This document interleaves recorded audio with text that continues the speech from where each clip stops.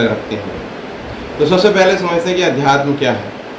अध्यात्म का मतलब है अपने से उच्च ऊर्जा से जुड़ना, अपने से ऊपर ईश्वरीय शक्तियों से जुड़ना और अपने कार्य को करुणा के साथ करना, अपने कार्य के अंदर लोगों के लिए सहानुभूति रखना और लोगों के लिए जो भी लोग हैं या जो भी जीव जंतु हैं, जो प्रकृति है, उसमें सहानुभूति, करुणा, प्रेम और दया, इसका जो है समावेश होना चाहिए। क्यों? क्योंकि यही हम ईश्वर से चाहते हैं। ईश्वर से हम क्या चाहते हैं कि ईश्वर हम पर करुणा करे, ईश्वर हम पर दया करे, ईश्वर की हमारे साथ सहानुभूति हो, ईश्वर की हम पर कृपा बनी रहे। जो हम ईश्वर से चाहते हैं वो सब कुछ हमें इस जो प्रकृति है, सामने जो हमारा पूरा संसार है, उससे उसी तरह का व्यवहार करना चाहिए जैसा हम ईश्वर से चाहते हैं। तो अब अध्यात्म का क्या मतलब हुआ? अपने से उच्च ऊर्जा से जुड़ना। अपने से उच्च ऊर्जा से जुड़ने के लिए अलग अलग चीज़ें दी गई हैं, जिसमें आपका ध्यान हो सकता है, आप किसी मंत्र का जाप कर सकते हैं, आप कोई पूजा पद्धति अपना सकते हैं। अलग अलग धर्मों के लोग अलग अलग तरह की पूजा पद्धति अपनाते हैं और वो कहते हैं वही सही है। तो सबके हिसाब से सब चीज़ सही है, जो आपको सूट बैठती हो, जिसके हिसाब से आप परमपिता परमेश्वर और सर्वशक्तिमान ईश्वर से जुड़ना चाहते हैं, उस मेथड से आप पूजा पाठ करें। तो अध्यात्म का मतलब ये हो जाता है।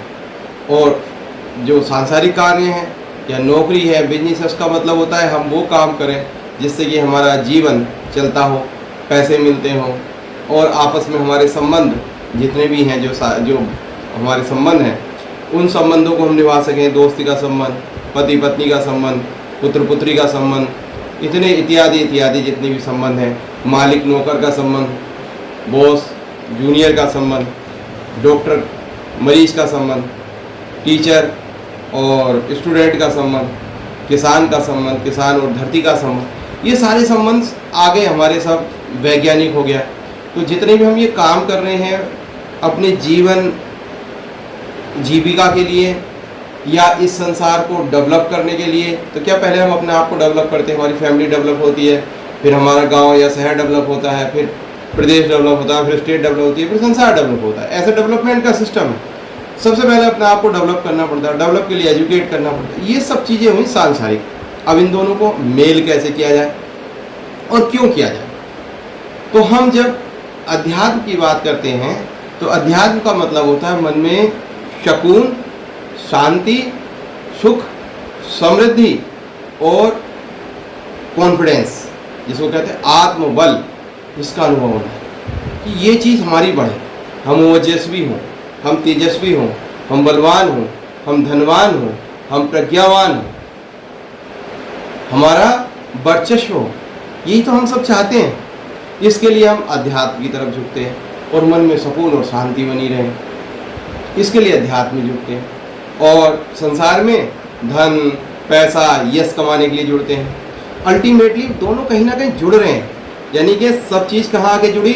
सुख, शांति और समृद्धि। तो लोग क्या करते हैं? धन इकट्ठा कर लेते हैं, सोचते हैं सुख और शांति समृद्धि आ जाएगी। समृद्धि के लिए बहुत सारा पैसा इकट्ठा कर लेते हैं, लेकिन मन में सुकून और सुख नहीं मिल पाता। जिनके पास नहीं वो भी दुखी है, जिनके पास है वो भी दुखी है। तो फिर सुख, शांति और समृद्धि के लिए और आनंद के लिए हमें अध्यात्म से जुड़ना पड़ता है।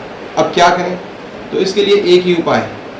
पहला उपाय, जो भी हम नित्य कर्म करते हैं, जो भी हम काम कर रहे हैं, उन सब कामों में जो हम पूजा पाठ में, जो हम धर्म में जोड़ते हैं, उन कामों में उस चीज़ का समावेश करते हैं। जो हमारे काम हो करुणा में हो, दया से भरे हुए हो और उसमें एक परोपकार भावना हो, और ये भावना हो कि ये सब कार्य हम उस सर्वशक्तिमान ईश्वर के लिए करें। अब छोटी सोच मत सोचिए कि हम इनके लिए कर रहे हैं, हम उनके लिए कर रहे हैं, हम इस पार्टी के लिए कर रहे हैं, हम इस कंपनी के लिए कर रहे हैं, हम इस सरकार के लिए कर रहे हैं, हम इस देश के लिए कर रहे हैं। नो, हम उस सर्वशक्तिमान ईश्वर के लिए कार्य कर रहे हैं।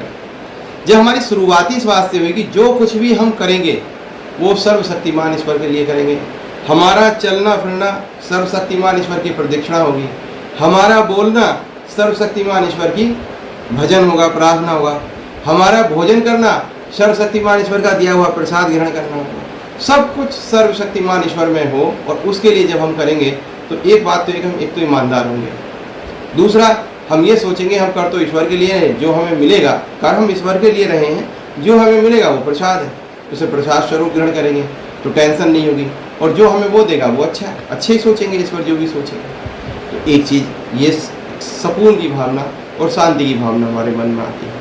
तो जो भी कार्य कर रहे हैं ईश्वर के लिए कर रहे हैं, और इन सब चीज़ों से जो हम भगवान से चाहते हैं वो चीज़ों से वो भरा हुआ है। जो भी हम आनंद ले रहे हैं, हम भोजन का आनंद ले रहे हैं, तो हम ये कह सकते हैं प्रभु जैसे हम आनंद ले रहे हैं आपको पूर्ण आनंद मिल रहा हो, तो आपके आनंद के लिए भोजन कर रहे हैं।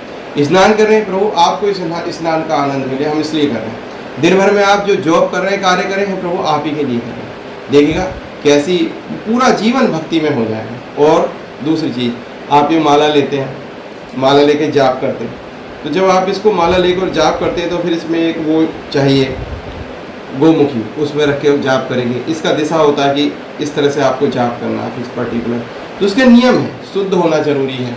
लेकिन एक जाप क्या होता है अजपा जाप मन में, उसके लिए कोई नियम नहीं। आप अगर कहीं भी हैं गंदे संदे किसी भी अवस्था में है, अगर मन मन में आप जाप कर रहे हैं आपका जाप पूर्ण होगा और बहुत प्रभावी माना जाएगा, जिसको किसी को सुन ही ना पाए। मन में सोते बैठते उठते जगते, अब किसका जाप करें?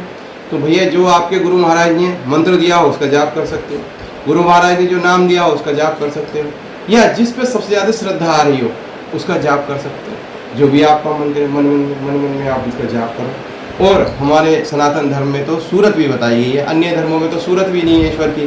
कहते हैं वो सर्वशक्तिमान है, वो बड़ा दयालु है, सब कुछ बातें करेंगे, लेकिन उसकी सूरत सीरत किसी ने देखी नहीं। लेकिन हमारे यहाँ सनातन धर्म में छूट है, आप कल्पना कर सकते हो। जैसे हमने कल्पना कर ली कि हमारे भगवान ऐसे हैं, हम उनकी बार बार सूरत देख रहे हैं और बार बार नाम ले रहे हैं, बस आप जुड़ गए और कुछ नहीं करना। और जो जीवन भर का काम है वो ईश्वर के लिए कर रहे हैं, बिल्कुल मज़ा आ जाएगा।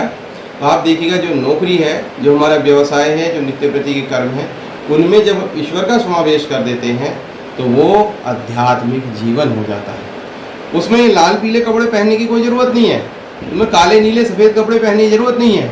वो तो केवल एक ये होता है, एक चिन्ह होता है कि हम इस लाइन के व्यक्ति हैं।